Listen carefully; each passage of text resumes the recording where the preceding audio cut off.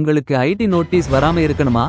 உங்களை தேடி ID notice வருவதை தவிர்க்க இந்த லிமிட்டை மீறாதீர். ஆவணம் இன்றி பணப்பரிசு லிமிட் 50,000 ஒரே நாளில் ஒருவரிடமிருந்து பணம் பெறும் லிமிட் 2 லட்சம். ஒரே நாளில் சேமிப்பு கணக்கில் கேஷ் டெபாசிட் லிமிட் 10 லட்சம். ஒரே நாளில் கிரெடிட் கார்டுக்கு ஒரே நாளில் ரொக்கமாக செலுத்தும் லிமிட் 1 லட்சம். சொத்து விற்பனை லிமிட் 30 லட்சம்.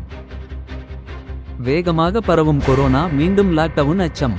நாடு முழுவதும் கொரோனா தொட்டால் பாதிக்கப்படுவோர் எண்ணிக்கை தினசரி அதிகரித்து வருகிறது. இதுவரை பாதிப்பே இல்லாத இமாச்சல பிரதேசத்திலும் நேற்று ஒருவருக்கு தொற்று உறுதியாகியுள்ளது. இந்த சூழலில் ஹாஸ்பிடல் போதிய ஆக்சிஜன்கள் படுக்கைகள் மருந்துகள் அனைத்தையும் இருப்பு வைக்குமாறு மாநில அரசுகளுக்கு மத்திய அரசு அறிவித்துள்ளது. இதனால் மீண்டும் ஒரு மினி லாக்டவுன் வருமோ என்ற அச்சம் இருந்துள்ளது.